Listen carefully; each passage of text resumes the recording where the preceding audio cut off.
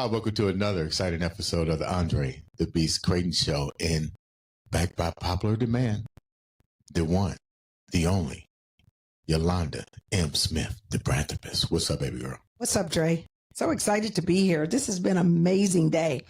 You know, I don't get to hang out with you too often. You treating for lunch? You treating for lunch? I do. You treating for lunch? When hey, I got you. I got you. What would you like? Lobster, steak, some sea bass? It's so fun. I'm getting ready to have surgery next after Mother's Day. So I think I can use a nice fat filet mignon. I bet you could. Because that knee gonna look like one. The other one already looks like one anyway. But you've been away for a while doing your own thing. Welcome back to help co-host and stuff. What have you been doing? Tell the viewers what you've been doing. Wow, it's been really busy. So, you know, this year has been sort of a turnkey year, given everything that's going on in the political environment and so forth. And as a woman entrepreneur, it's super important that you are very agile and flexible. And so one of the things I did is I started going back into the corporate sector with my personal branding and professional development training. I know. I remember when you told me, I said, what the hell are you doing? Yes. Brand Builders Leadership Academy was birthed earlier this year. And so, you know, I'm working with some clients, some corporate clients, and working to get some more corporate clients, still doing the branding, still doing speaking, and just really trying to help women particularly to really get sustainable businesses off the ground, because the number one growing segment in entrepreneurship is women entrepreneurs. And so one of the things we know is that most businesses are out of business within 5 years. Yeah. And there's various reasons for that. Obviously funding, but giving up too soon and just not having the business framework in place to know, and strategic, you know, playbook to know what it is to do to get you where you want to go. So that's what I've been doing. So let me, you know, there's always a method in my questions, right? So with that said, it's going to lead into the show, our guest, right? You've taken a risk. You left corporate America. I can say the name of the company, right? Am I allowed to say? Well, I worked for several, but the last one. Okay, Eli Lilly's. You're well known there. I was in the pharmaceutical industry. Right. But you took a chance. Yes. On yourself. And you've mentioned something else. You'd had many ventures. But the toughest venture, I would say, I think I can speak because I know you, was really taking the gamble on yourself. Correct. Right? Correct. Roll with me as I get ready to introduce our guests here. Okay, I'm with you. You mentioned the trials and the struggles and the lack of sometimes resources, the lack of support because you were female. Yes. But you got all kind of things on your resume. But to start this new journey on your own was met with a lot of resistance. Yes. A lot of questions. And there were, let's be honest, I know there were times that you was like, throw in the towel. I'm gonna throw it in. I'm gonna just go working 9 to 5. But you decided to stick it out with it. So with that said, hold that thought for a minute. Hold that thought. We have a guest on the show. Boy, I'm good. You are good. That's a transition. That's a transition. So we taking your reputation to reward method, your brand message, the believing in yourself. And I've just seen it resonate through our guests. Let me tell you about the guest a little bit. She's done everything. A lot. I thought your resume was thick. Oh my God. If she was a criminal, she would be arrested. They wouldn't even ask her anything. They would look at her jacket and be like, you're going to jail automatically. On what grounds? Too much shit. And too much stuff on your jacket. But I love it. Military career. Now she's in the movie career. Isn't that amazing? It's truly amazing. Community involvement. She's doing everything. Law enforcement. Post office. Well, you know what it reminds you of, and then we can introduce her. It reminds me of this. She's brilliant because let me tell you why. Society will pave a path for you and tell you this is what you're supposed to do. Right. And we were taught, you go to school, you go get a job, you stay on the job forever, you get a pension, you do these sort of things. She took a very non-traditional approach to things and still has moved about and is able to design her own life. And that's what you do when you have skills. For one, you got to have skill. But number two, you're able to convince other people that you have those skills. That's called influence, so that you can do exactly what it is that you desire to do. And without further ado, she's going to tell you how she took the blue pill versus the red. That's from the Morpheus movie. That's from the movie The Matrix. Like to welcome. Look, she knows what I'm talking about. She took the other pill. Like to welcome to the show the beautiful Nicole Butler Vegas to the show. Welcome. Thank you so much again for having me. And the thing was, I think I didn't talk about my childhood growing up, but I think when you have doing without, you get very innovative as an adult because you know how to work with nothing and build to have something. And it's really figuring out what you're about, not how you were raised or with what you didn't have, but growing into your own as a person with a purpose and a plan. And I didn't really know what my plan was until my 40s. It really took a transition from different job fields and learning not just about other people, but about yourself and acknowledging maybe things aren't really meant for you in certain areas. And it's okay to start over from scratch, but you do have experience from other areas in your life. So when you do start over, it's really not starting over without anything. You do have something to fall back on. That's interesting that you say that, because I never like to use the term start all over. I like to say start again. Because it's not really from scratch, because you've learned some things along the way. But that's a great segue. So if you could just kind of lay the land so that people understand who is Nicole Butler Vegas, and give us a little bit of the background and how you got to where you are now. So from my childhood, I went into the military and I went to security forces. I was deployed, Saudi Arabia, and I thought I was really tough, with my N60 and my Hummer, and I'm like, yeah. Got a little domesticated throughout the years, 27 years of having a family and raising 3 boys.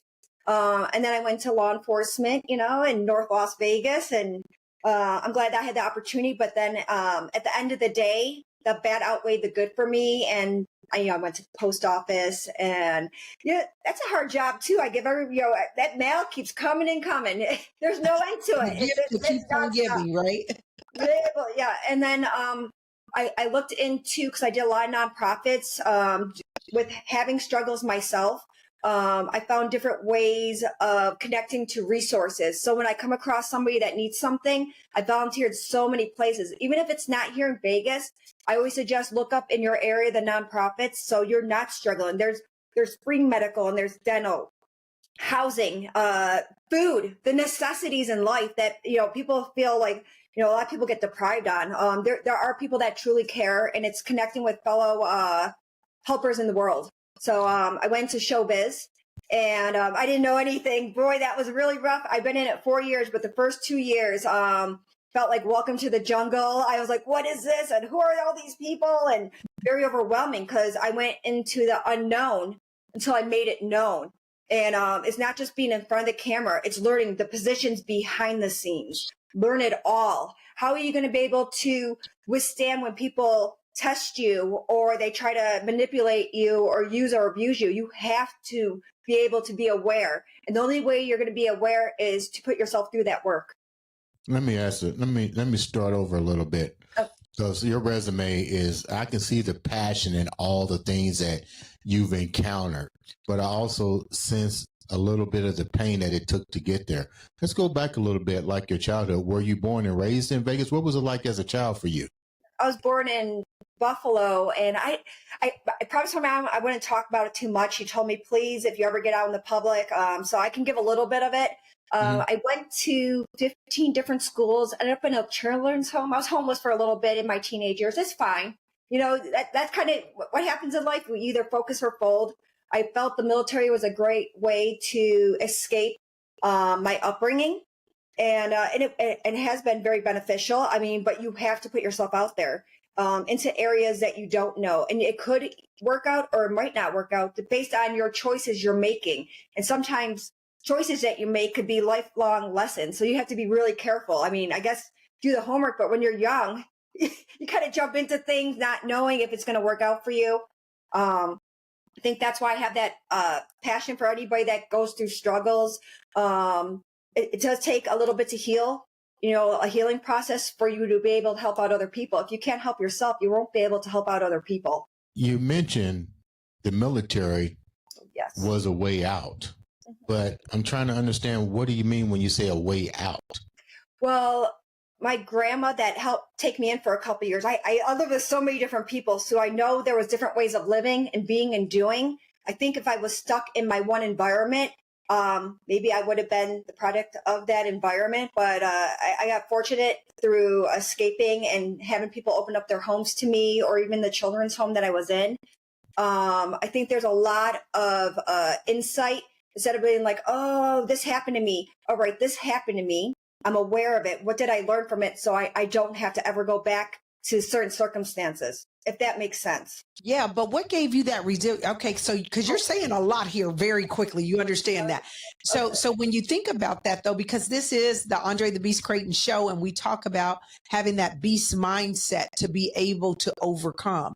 And so how at such a young age were you able to take that lens and not become the victim and instead become the victor in this situation?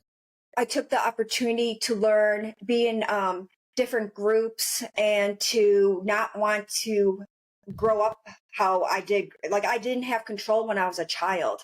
As an adult, I knew there was going to be work at hand. I just didn't know how much work to get out of the circumstances that I was in when I was younger. And so it's one thing to get out of a physical circumstance, but how do you then get out of that mentally? I just knew that I didn't want to be how my parents were growing up. I wanted to do better. I did meet my husband very young at 19 years old, got married at 20, had a child at 21. And becoming a mom, I just didn't want my child to ever look at me the way I had to look at my parents. I knew that I had big responsibilities being a mother, and just working together with my husband. And he also never gave up on me after 27 years. He always supported everything I did and all my whims. So I have to thank my husband, Kevin Gregg. That's amazing. And you guys are still together. Yeah. I know, right? in today's society, that is to be celebrated, right?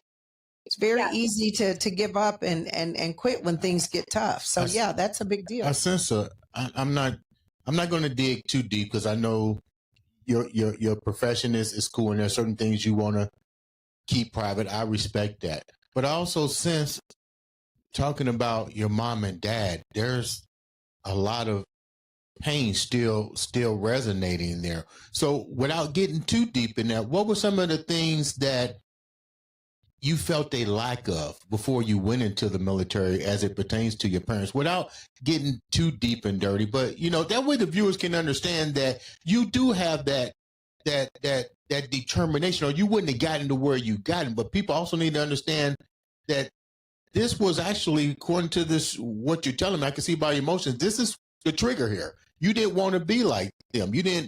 So what were they not providing that really amplified you, that you needed? Pretty much everything. Stability, a home. I lived with a lot of different people. My parents, I think, dropped out in 10th grade. My dad passed when I was in my 20s. It was really weird. Greyhound bus. It chose differently. So I try to stay away from anybody that has substance abuse. My mom did give me good advice that they will pull you down before you try to pull them up. So being careful who I let in my environment, my family, is very important to me. And, for the greater good, you will make a sacrifice and commitment. And that's what it does take. Even though, your emotions can get the best of you at some days, you either dig yourself deeper in a hole or you get out of it. We have to be careful, don't we, with the decisions we make, the people we surround ourselves with. It's huge. They say you become the average of the 5 people you hang around. So if you hang around 5 broke people, you'll be the 6th. If you hang around 5 wealthy, good people, you'll be the sixth, right?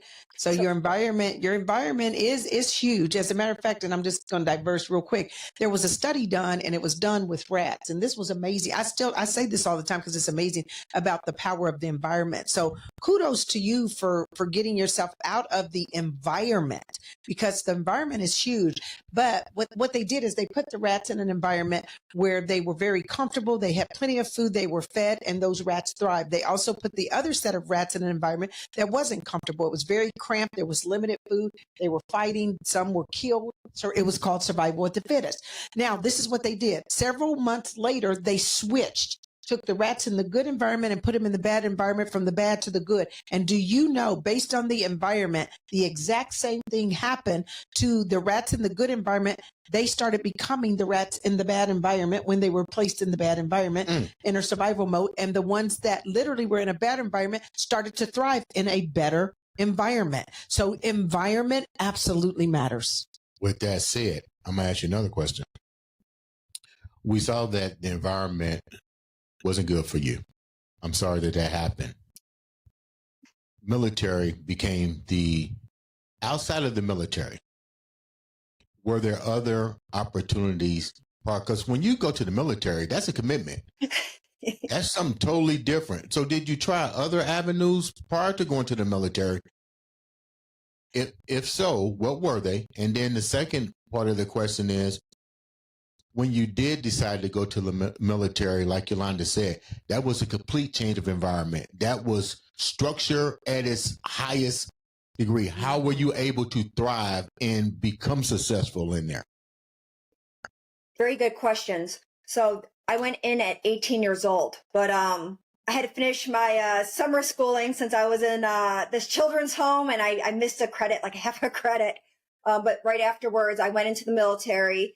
And I'm going to give it to my grandparents. When I was with them for a couple of years, my grandma Vera, and I call them Papa. They're passed now, but they helped me, and she was very strict in her home. So I think she geared me to the circumstances. When I was in the military in basic training, a lot of people were crying at night, and I was happy. I was like, oh my gosh, I made it another day. And it was really hard because there was people, I bumped into this smaller instructor, and he's like, I go, excuse me, I had to add tassel like this, and can't have that. Yes, sir. Yes, ma'am. You will learn that very quickly, or you will be an example. So I definitely had to add to it when I was a teenager. I very sassy and that kind of thing, and you will learn quickly. You will either when you get squeezed, you will either focus or fold. When you get older, it's risk versus rewards. And the more experience you have, the more you can gain with information on people. And they can't fool you so much anymore. Like even in the showbiz, a lot of people are, I did this, I did that. Nothing. They want to do this and that, but they have no credibility to fall back on, which helped me. And when I did law enforcement, I only did it for a year. And, I had like job guilt for 2 years. It just, it wasn't for me. A lot of safety issues. Can't save the world, and some people don't want you to be there. So I just a different avenue. I think showbiz for that opened up a lot of doors, a lot of creativity that, when you're trained like in law enforcement or military, it's like this.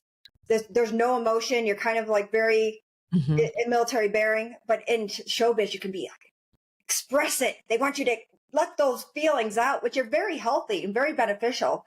Right. And I like working with people from all walks of life, and their creativity level and their awareness and their experience is very honored to come across some really good people, and just opened up a lot of doors. And then I was also able to connect people to others that maybe it wasn't for me, but it was for them to meet. When you came out of the military. How long were you in there, by the way? Yeah. How long were you in the military? 2.5 years. That was it. When you came out of the military, what was your mindset? And then how did you venture off into the next chapter of your life? My mindset, I didn't realize how much of a survival skill you have to have for that too, because we had a set income and we had military housing. So I ended up moving in. I was 7 months pregnant, I think, when I got out of the military. It was very hard. Ended up like the Charlie Bucket family at my in-laws' house for a little bit. It was really rough. And then we went to not buy a house at first. We got this rental in PA. We could afford it. I mean, I didn't marry somebody that had money. He actually had like negative, but he's a really good guy. Very good guy, very easygoing, very smart in areas that I was not in. But we ended up buying our first house, I think a couple years into it. It was like for $47,000. We didn't have money. Yeah. It was really rough. I mean, but his mom ended up giving us, I think, $2,500. So we didn't even have money for a down payment. We ended up paying her back and then taking her down the road to Hawaii for a trip. Paid it forward. Thank you so much. Kind of like reflect back. Who has helped you out? You don't get there by yourself. Right. And so very grateful in that aspect, but to not ever go back to that, not having where you can't make ends meet. You don't know if you're going to have enough food. We didn't have a refrigerator oven for 6 months. It was, you know what? You get very grateful when you do have these things in life. So don't take it for granted, right? No. Yeah, no, it's amazing. So you come out of the military, then what do you do after you get your house and trying to figure out life? Because you only did 2 years. So let's say you come out at the age of 22 years old, and now you going into adulthood. You're still in your 20s, almost, and a mom. So now what do you do? When do you start actually putting the thought into either being a wife, a mother, and a career? How do you start to jiggle the two and decide which one you really want to do? Well, the one is the priority is being a mom and being there for the kids. And I also have my stepson I raised full time. He saw his mom maybe once a year. So I started raising him at 19 and he was almost 4. Now he's 30.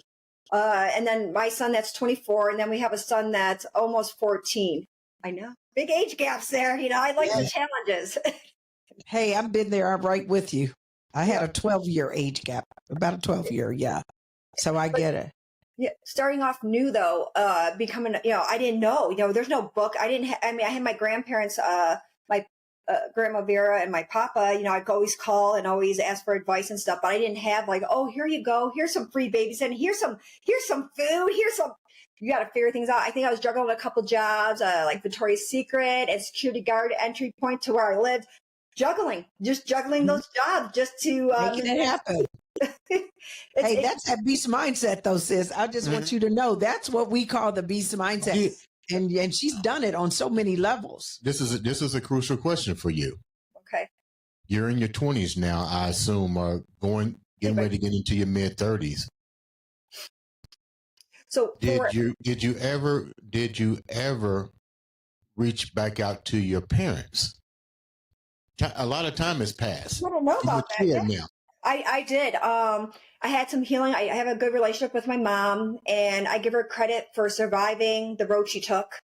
She survived it. She's alive. That's more than most ever going down that road. Usually they're on the wrong side of the dirt by the time they think it's too little too late. My dad, he passed away at a Greyhound bus where it was a really weird circumstance. I ended up having to pull the plug at 26 years old. The dying process is a very, very shocking. I went there and I went in a corner and I'm like, I freaked out. The nurse is like, what's wrong with you? I'm like, what's wrong with me? What's wrong with you? The gurgling, it was not a good experience, but I tried to help him out. For 1 year of his life, he was sober. He stayed with me for a couple of weeks, had near beer. I know he wanted to come back. I just can't have that in my household. Not with my kids. I can't. You can only do so much to help other people out, no matter how much you want a relationship with them and how close you want it. The reality is what it is. And, you want family because they're your blood, but not always. Sometimes like those are your relatives. Very hard to be okay. And I have a good sister-in-law. Her name is Melissa Nicole Butler. And she's, teaching you lovingly detach. Lovingly detach is huge. And it's okay. And sometimes, if someone does you wrong or dirty, sometimes you won't get an apology. That's right. And you don't understand why they did that to you because you would never do that. And you have to be okay to let go. you harbor it, man, it's only going to make you sick inside. They sleep good at night. So got that right. I tell people all the time, we cannot give energy to things we cannot control, and we do not control other people. I think you need to say that again, because I say that so many times. Oh yeah, and it's just like holding on to the past, whatever it is. And I had to tell people often, I know you're a good person. You didn't deserve it. It shouldn't have happened to you, but guess what? It did, and that's what we can't change. You know what I tell them? Fact that what an opportunity, though. What an opportunity to do something different. To do something right? different. What an opportunity. You don't have to go down that same path, right? You've done a lot of things differently. So moving forward, you did the law enforcement, and now you're getting into the acting realm. What part of your life, because that's what acting is, you got to play a lot of different characters. Which part is most troublesome for you to play? So as an actress, character developing is something that's out of your comfort zone. So if you get cast in something that you're not really familiar with, I suggest doing the character history, go to an acting coach to learn the tools to portray that character, because your storytelling, not very good at that. I'm getting better. I'm getting better at it, because some people, they're really good at it, and they're so convincing. I'm like, it's really hard to get out of your head when you're into a character, because you worry, am I doing it right? You just have to have that confidence. And I think it takes time, and there's no cutting corners, no shortchanging people. I think when you screw people in this industry, you're screwing yourself at the end. I think what comes around goes around. I think being organic with yourself, all of it, acknowledging, because if you don't acknowledge, if people don't acknowledge, they won't be able to change. If they can't acknowledge whatever issue there is, how are they ever going to be able to change or to understand or be aware? I think it's awareness. And I wasn't just an actress, so I wanted to be a main producer, which I got to do 3 feature films on. And that's being in charge of everything, the hiring process, the locations, the proper paperwork, making sure people feel safe on set. They are safe on set. Because a lot of things, a lot of different personalities, a lot of different intentions. I guess it's the intentions of other people. What are they wanting from you? And you have to have healthy boundaries, because they will use and abuse in this industry. So I've been learning to be very careful who I say yes to, because for every yes you say, you're saying no to something else for yourself. So be careful. That's amazing. Well, I got to go back and ask this question, because I think we missed the answer to it. I said, out of the stuff that you've gone through, you're now in acting. And I understand the character development, but you've been through a lot. How difficult is it for you to go into these different characters, and what part of the character's development is almost like a trigger for you? It brings back these childhood things. It brings back these things that you've gone through that may or may not be difficult for you to play.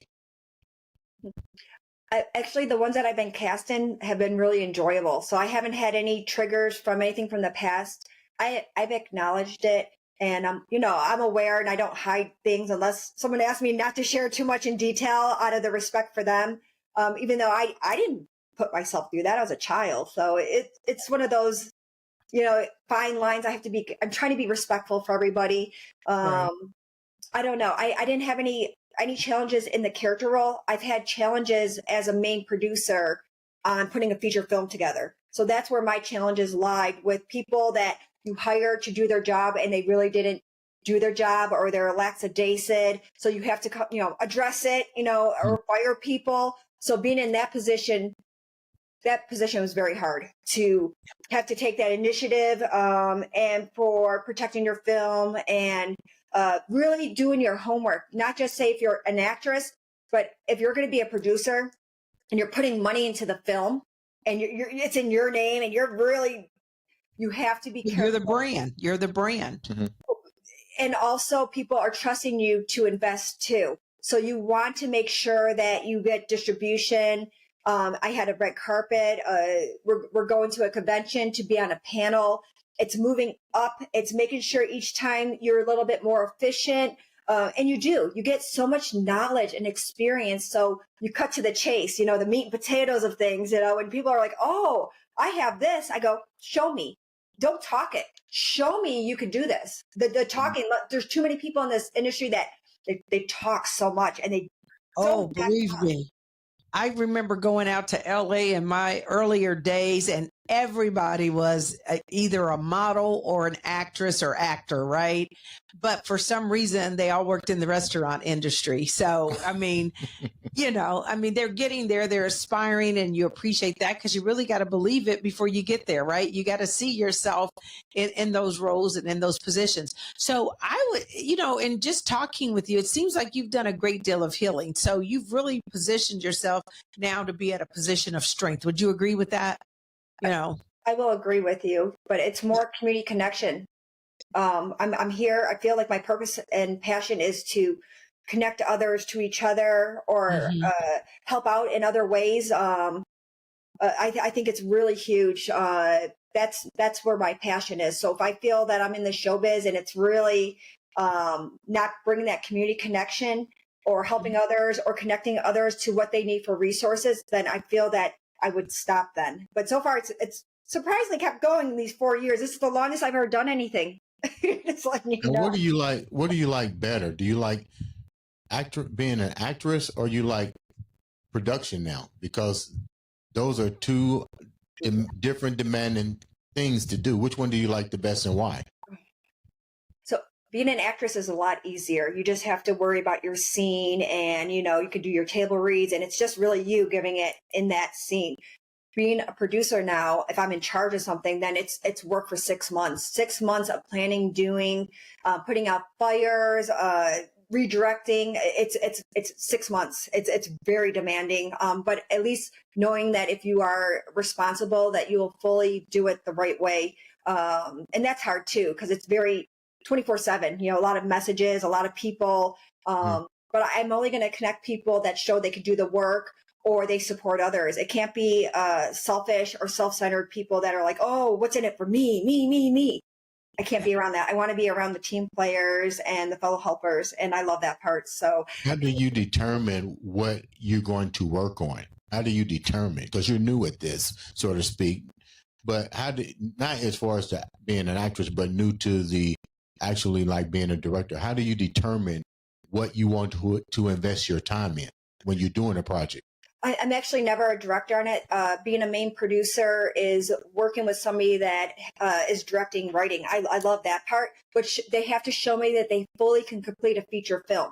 And now, even if someone completes a feature film, if distribution is huge. And I found out through volunteering for like these festivals that a lot of people will submit to festivals because they can't get distribution. So when they're like, I won 200 awards, all it tells me is that you can't get distribution. And that's where you want that distribution, you want that credibility, and you want to be able to show to bigger investors. Eventually you start getting these bigger investors because they know that you can do the work, and it does make it easier. But that workload, it's a lot, and it makes me question. It used to make me question, like, am I doing this right? Is this worth it? See all these people having parties and having fun, and here I am doing the grind in this. Yeah. Hey, it's the grind before the celebration, right? Yes. So I'm just curious, what do your kids think about their mom now? Seeing you go through these different stages, and now you're acting, you're producing. What do the kids think? Well, from what they share with me, that for them not to give up. Even if something doesn't work out for you, say in one particular job, maybe it's supposed to redirect you to something more and something better. Sometimes there's so many roadblocks, and that resistance is pushing you to do something that you're supposed to be doing. So stop holding on to, there'll be a little bit resistance because you're new and everything, but not to where there's all these, like a dead end almost, and you keep on hitting into this wall. You're meant to go into another direction. Listen to other people, take into consideration, opening up other areas you didn't plan on, connecting with certain people, maybe different avenues of different job positions. I think we're all here learning and becoming aware, and don't be afraid. Yes, you can be afraid, but still go do it. Go with it. Yeah, you have a fear, but you push through it. What are the 3 things that has changed your life before we wrap up? What are the 3 things that changed your life? Family. Having my husband and kids, if I didn't have them, I don't know if I would have been so grounded and centered and focused. I really feel they are my rock. Also, I guess getting older, that I guess age with somewhat of a wisdom is knowing that you could be comfortable with yourself, and you have to be careful, with other people and other influence if they're not being positive, that passive aggressive stuff. And you're like, what do you mean by that? And I think having to do without, so the upbringing also was a big influence. When someone has wronged me, I try to work hard and maybe step into that position to where I could make sure other people were taken care of and that not happen to them. Before we wrap up, thank you so much for taking time out to share such a beautiful story. Thank you. I appreciate both of you. But I got to ask this question. With so many things that you've done, we read her bio. What are the 3 things that you cherish the most out of this long journey that you've been on? The opportunity to show that I can do the job and the growth that it comes with it, and the awareness. I think anything in life, you keep on repeating the same things or the same lessons unless you go, I think a different direction. I think it tests you life. Like, hey, have you learned your lesson on this? Here, it's coming back at you. I think the awareness and the growth and the healing. How can the viewers reach out to you and support you and follow your career, Nicole? I guess Nicole Butler Vegas. I am stuck with that name. Very confusing with that. I guess also connecting through you. I think you building the bridge and connecting with others is really beneficial and healing for others to connect to people. So thank you both for taking the time with me. Thank you so much. Before we wrap up, let me give shouts out to the one, the only, the girl herself, the girl who started it all. The Branthopist. Yeah, you started it all, the Branthopist, Elania Smith. So what are you doing lately? How can the viewers reach out to you, and what are you doing now? You can catch me on social media. I'm always active in everything that I've got going on. I know you're always active. Tell me about that dress you had on a couple weeks ago. Remember I called you? There you go. Yeah, I'm going to throw you out there. Yeah, I was like, no, that was last week. I was at the international. Tell the story real quick, because wait, let me finish. The way I'm doing this is it's almost like Nicole's story. She just shared. You have to be ready at any given moment when an opportunity happens. Boy, this is good. I'm getting downloads like a crazy. Yes. Tell me that story. So I also, as a part of my, I provide tools and resources for individuals. And one of the tools and resources I provide is legal services, right? Affordable legal services for individuals. So maybe we need to talk in reference to how we can get the community involved. So we will definitely touch base. But here's the deal. So I go to the international convention. Mm-hmm. I get to the convention and I land, and all of a sudden I'm at baggage claim, and a text email comes through and says, tonight's the night. We look forward to seeing you at the gala. We're going to recognize you and you're going to have 90 minutes on stage. And I'm like, what? This is news to me. I didn't know this. And so immediately, at first I'm just like shocked, but then I'm just like, okay, well, it's time to go into mode, get into action, right? You can sit there and you can wallow in it. And man, they didn't tell me, I didn't pack any evening gown. I don't have this, that, or other. But instead I chose to just take my butt to the mall. I went to the mall. I got what I needed to get. And the stars were aligned, found a beautiful dress, went down. The shoes were right there waiting for me, and the bag and the earring. So I'm set. Then I go to have lunch and realize that they said a correction that the email wasn't meant. And I'm like, you've got to be kidding me. So then this is the power of, there's power in proximity of knowing someone. So I went to the someone and I said, hey, I'm not sure what table I'm going to be at, but guess what? I'm going to be at somebody's table tonight, because I just went in a tizzy to go shop for this dress, spending my daughter's education funds. Yeah. And now I'm being told that I'm not supposed to be here. The person got back with me in an hour and said, stand by. You got to be kidding me. No, called me back and said, oh, you're in and you will be on stage. And so literally showed up at the gala, had my 90 seconds of fame for some achievement that I had won. Congratulations. And the dress ended up being a fabulous, fabulous dress that created quite the stir amongst a lot of my social media followers and fans. So what I'm saying with that beautiful story is we're all, and I say this at the end of pretty much all the episodes, Make sure you guys subscribe, share, like, and follow Nicole Butler Vegas. Make sure you follow Yolanda because the stories are similarity. We're all one step away from basically sharing the same journey in life. You guys just shared the same, pretty much identical story of women, perseverance, overcoming, and showing that you don't give up. With that said, this has been another exciting, amazing, exciting episode of the Andre The Beast Crayton Show.